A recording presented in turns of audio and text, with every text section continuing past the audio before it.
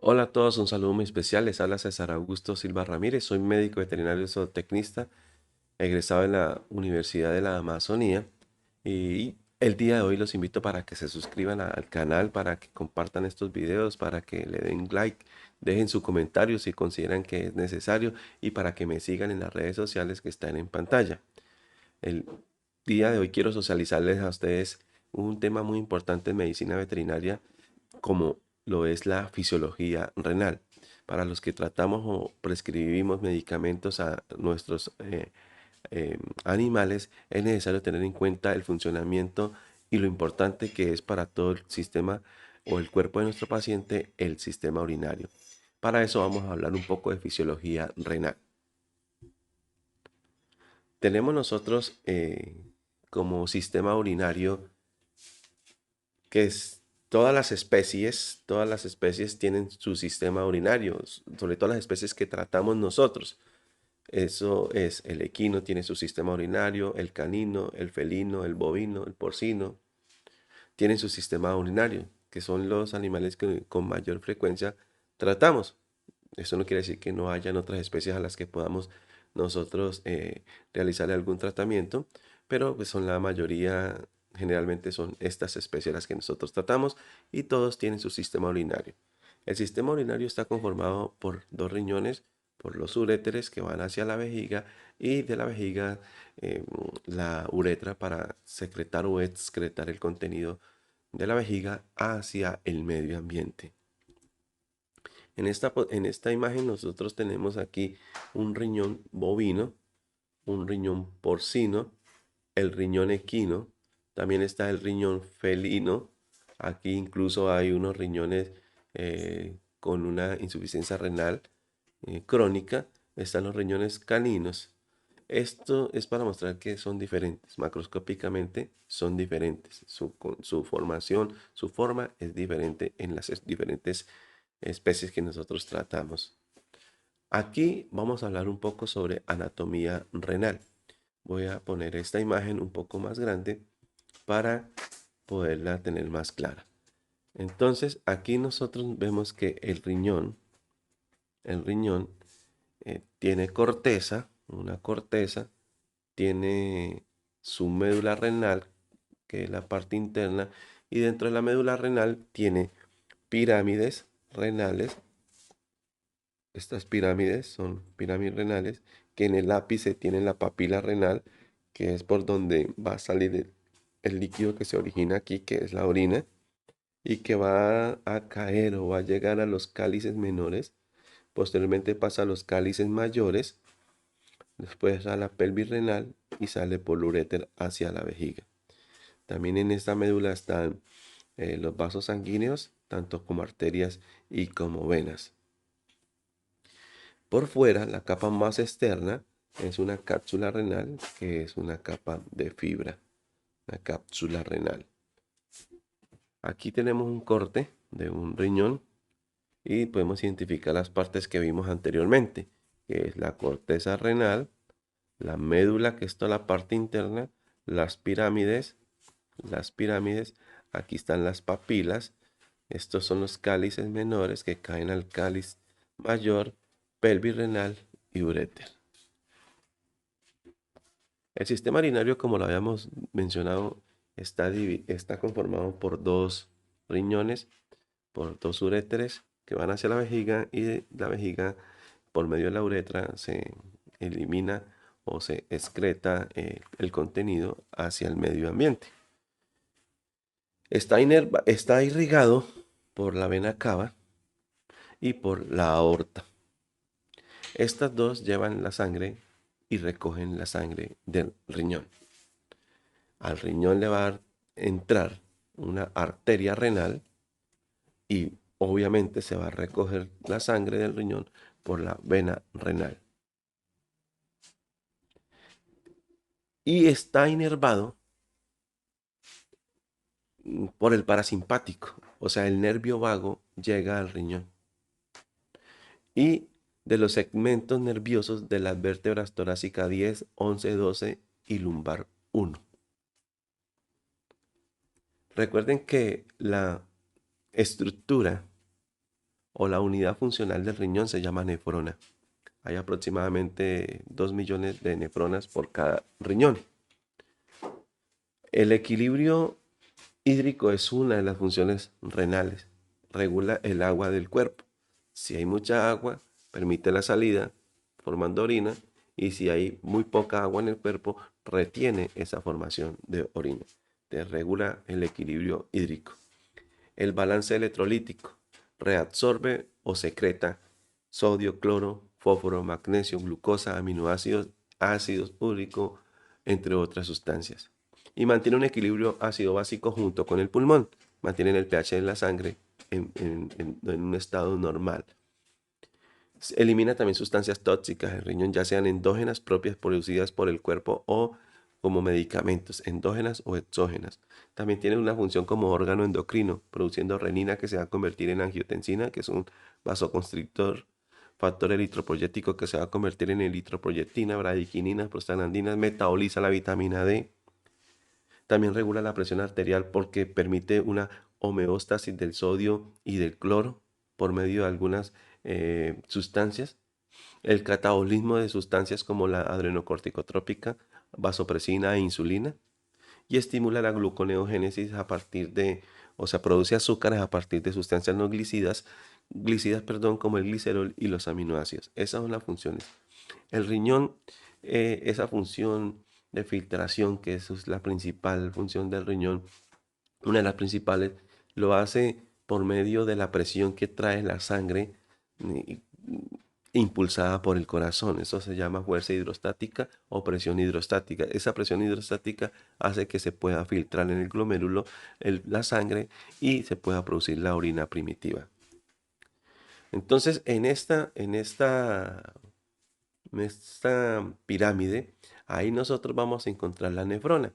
La nefrona está conformada por un glomérulo, que el glomérulo es un penacho de microcapilares arteriales, un penacho de microcapilares arteriales envuelto por la cápsula de Bowman y se llama glomérulo.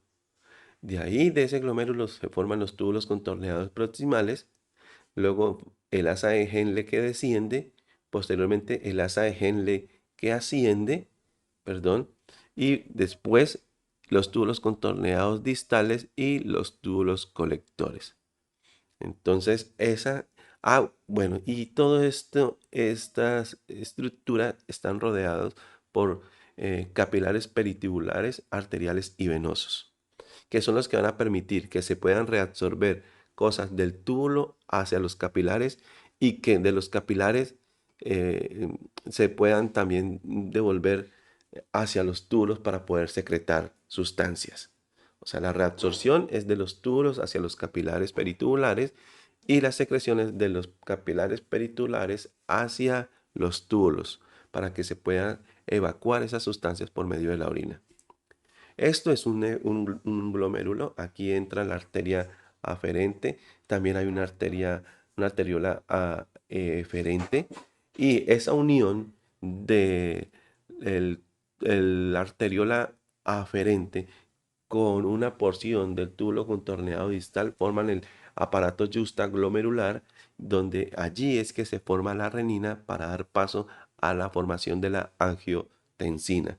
Y en este espacio, de todo este penacho de arteriolas microcapilares, se forma, se sucede el filtrado glomerular, y en esta parte del glomérulo, a esta región del glomérulo, va a llegar eh, la, la, mm, el filtrado que se produce y se llama orina primitiva. Orina primitiva.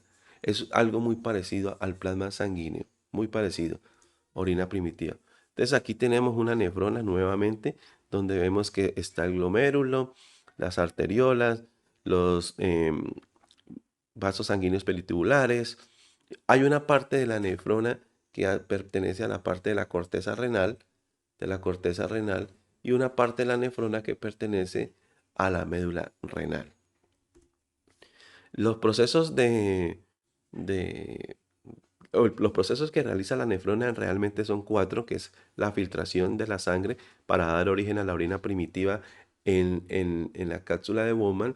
Luego sigue la reabsorción donde de los túbulos pasa a los vasos peritubulares, vasos sanguíneos peritubulares, se reabsorben cosas que se necesitan en el cuerpo, y de los vasos sanguíneos peritubulares hacia los túbulos se secretan sustancias que deben salir por medio de la orina. Entonces hay filtración, reabsorción, secreción y excreción, que es donde se produce esa orina que va hacia la vejiga para ser almacenada y luego hacia el medio externo.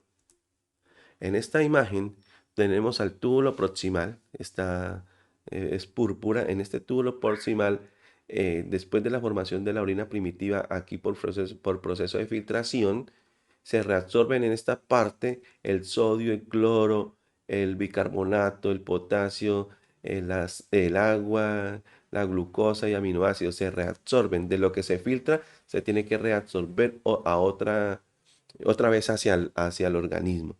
Pero de ahí se secreta, ahí en esa parte se secreta eh, hidrógeno, ácidos orgánicos y bases. En el asa de Henle, perdón, con estas diapositivas, está muy sensible.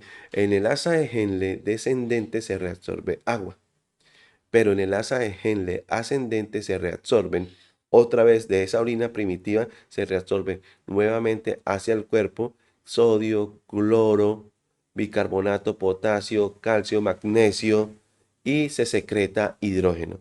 Y en los túbulos distales se reabsorbe controlado ahí ya empieza a haber una función de algunas sustancias como la aldosterona y la vasopresina que empiezan a controlar un poco la absorción y la secreción.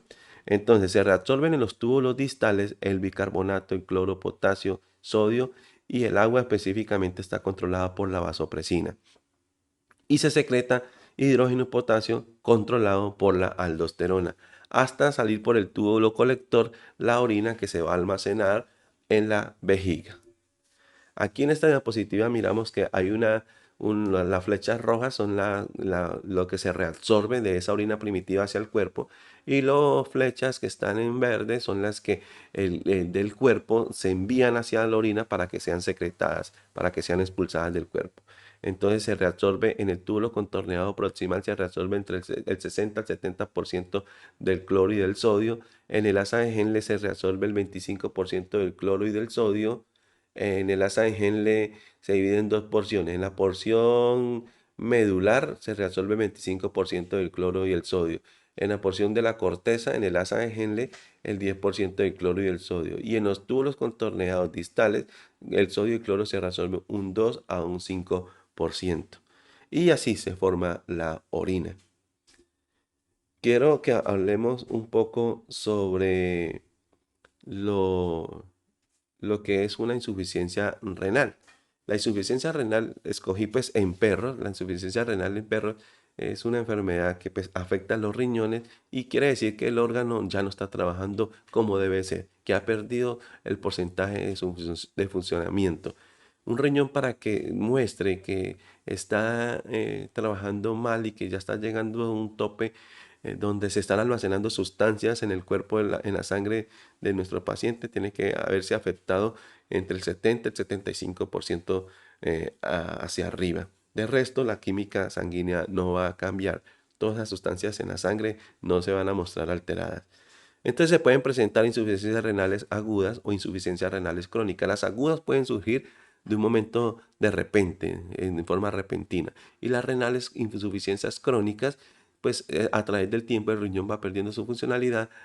Puede ser también la edad, va perdiendo, acá es que nuestro paciente está más adulto, el riñón va perdiendo su funcionalidad a un punto en que ya no va a desarrollar su función normal. Estas son las diferencias de la insuficiencia renal aguda y la insuficiencia renal crónica. Para el caso de la insuficiencia renal aguda, las causas pueden ser deshidratación, hemorragia, algunas enfermedades como la leishmania, ingesta de productos tóxicos, obstrucciones de la uretra, y a veces el abuso de medicamentos antiinflamatorios o diuréticos. Aunque esto no sucede si el médico veterinario está muy pendiente o está permanentemente monitoreando los tratamientos a los pacientes. Y los síntomas de una insuficiencia renal en perros pues son cansancio, menor ingesta de bebida o de comida, perdón, bebe más y come menos, vómitos, diarreas, úlceras o llagas en la boca provocadas por la urea, adelgazamiento excesivo, anemia, desorientación, puede orinar frecuentemente y frecuentemente, pero entonces disminución del contenido, del volumen o llegar al punto de no orinar, anuria, sangre en la orina, dolor. Estas serían las posibles síntomas de una insuficiencia renal en perros. Y en tratamiento para la insuficiencia renal, ya para terminar, el tratamiento sería manejar la hidratación, si el animal está ácido, si está muy básico, si se puede manejar lactato, cloruro o destroza o las tres. Tiene que hacer el médico tenerle una evaluación de cómo está el paciente para determinar cómo sería el tratamiento de fluidoterapia para ese animal. Una alimentación que no lesione más el riñón, que sea específica para un paciente renal. Ya en el mercado se puede encontrar fácilmente estos alimentos balanceados, específicamente diseñados para un paciente renal. Y el seguimiento del veterinario junto con la aplicación de medicamentos que logre sostener a nuestro animal, como controlar el vómito, controlar la diarrea, si tiene dolor. Esos medicamentos siempre tienen que estar bajo vigilancia del médico veterinario para que pueda hacer una prescripción correcta o muy aproximada para no terminar de lesionar al riñón y por el contrario es tratar de corregir estos problemas. En sí, eso era lo que yo quería mostrarles y socializarles hoy en este video. Los invito nuevamente para que se suscriban al canal, para que le den like, compartan estos videos. Si hay alguna pregunta, con mucho gusto trataré de solucionarla. Si más adelante podremos hacer otro video que hable de los análisis de orina, cómo interpretarlos.